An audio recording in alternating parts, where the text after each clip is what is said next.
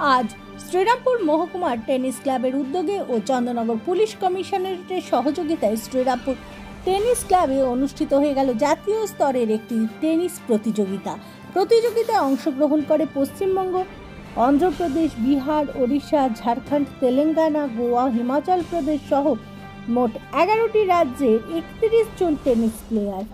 18ই November থেকে শুরু হওয়া এই টুর্নামেন্টের ফাইনাল খেলা ছিল আজ। সিঙ্গলসে আজ চ্যাম্পিয়ন হয় বাংলার ঋতব্রত সরকার, ডাবলসেও চ্যাম্পিয়ন হয় বাংলার মোহাম্মদ ফারদিন ও ঋতব্রত জুটি। রানার্স হয় অসমের সিদ্ধান্ত ডোরা ও তামিলনাড়ুর SD অখিলেশ জুটি। আজ খেলা দেখতে ও পুরস্কার বিতরণী অনুষ্ঠানে উপস্থিত ছিলেন চন্দননগর পুলিশ কমিশনারেটের CP Amit P Javalgi, DCP Serampore Arnab Ghosh, ACP2 Shubhankar Biswas, Serampore পৌরসভার পৌরপ্রধান গিরিধারী সাহা প্রমুখরা। উদ্যোক্তারা জানান, ক্লাবের ছাত্রছাত্রীরা ভালো খেলা দেখুক, সেখান থেকে শিখুক। তাদের উদ্দেশ্য স্কুলের ছাত্রছাত্রীরাও যাতে টেনিসের প্রতি আগ্রহী হয়। চন্দননগর পুলিশ কমিশনারেটের সিপি অমিত পি জাভালগি বলেন, আজকের প্রজন্ম ভীষণভাবে মোবাইলের প্রতি অ্যাডিক্টেড। তাদের অবশ্যই মোবাইল থেকে সরিয়ে মাঠমুখী করা দরকার। ভীষণ আনন্দের ব্যাপার, কারণ কলকাতার বাইরে এইরকম মফস্বলে এইরকম টুর্নামেন্ট করতে সাধারণত কেউ সাহস পায় না, কারণ এটা একটা অনেক টাকার ব্যাপার। আমাদের মতো 500 টাকা মান্থলি চাঁদা নিয়ে আমাদের পক্ষে করা সম্ভব নয়। আমরা যদি কিছু লোকের আমরা সাহায্য পেয়েছি, যার জন্য এটা আমরা করছি, এবং আমরা করছি মেনলি আমাদের ক্লাবে প্রায় 60 জন বাচ্চা খেলে। তাদের আগামী দিনে তারা যাতে আরও বেশি করে, এবং সারা শ্রীরামপুরের প্রত্যেকটা স্কুলকে আমরা ইনভাইট করেছি, তারাও যাতে তাদের ওখান থেকে স্টুডেন্ট পাঠিয়ে শ্রীরামপুরে আমরা যাতে হুগলি জেলাতে যাতে আমরা টেনিসটাকে আরও বেশি পপুলার করা যায়, যার জন্য আমরা এইভাবে চেষ্টা করছি। ধন্যবাদ। আপনার নাম? আমার নাম সপু ব্যানার্জি, আমি secretary. Men's AITA singles and men's AITA doubles, and we had players from all over the country. This side.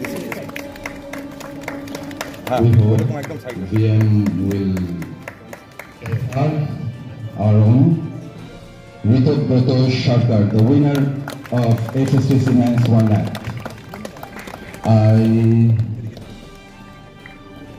I request Mr. Amit Javalgi, sir, to give away the prize to the winner.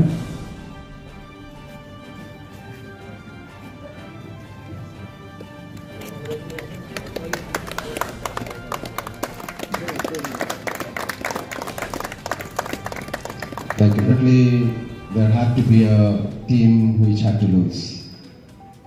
Siddhamdeka, SD Akhilesh, please come forward. The runner-up for SSTC Men's 1 Lakh. I again request Javalgi sir to give out the prizes.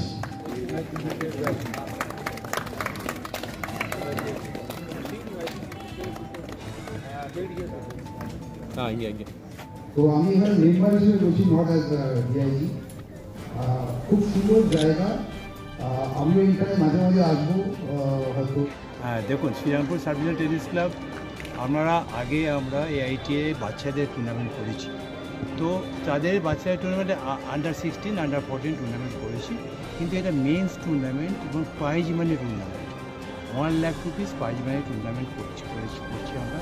যেহেতু আমাদের আজকের দিনে infrastructure, আমাদের 3টে কোর্টে light হয়ে গেছে, 3টে কোর্টে আমাদের কোর্ট কন্ডিশন একদম ন্যাশনাল লেভেলে এসে গেছে, তাই আমরা এই টুর্নামেন্ট করার জন্য সাহসী হয়েছি। এবং এক্ষেত্রে আমাদেরকে বিভিন্ন আমাদের যারা অ্যাসোসিয়েট, চন্দননগর কমিশনারেট, আপনার বেঙ্গল টেনিস অ্যাসোসিয়েশন, AITA, সকলে আমাদের বিস্কুট সকলে আমাদের সহযোগী হয়েছে। সুতরাং আমরা সেই সাহসে এগিয়ে এসেছি। এখন আমরা দেখলাম যে বিভিন্নভাবে সারা ইন্ডিয়া থেকে প্রায় 31 জন পার্টিসিপেন্ট এসছেন, যারা বিভিন্নভাবে AITA লেভেলে, হায়ার লেভেলে টুর্নামেন্ট খেলেছেন। এখন তাদের মধ্যে আমরা আজকে পেয়েছি VM রঞ্জিতকে, যিনি ডেভিস কাপ খেলেছেন এবং ATP প্লেয়ার। তিনি আজকে খেলতে গেছিলেন, কিন্তু উনি ফাইনালে ছিলেন, ওনার পায়ে চোটের জন্য উনি আলটিমেটলি রিটায়ার করলেন কিছুটা খেলা করে।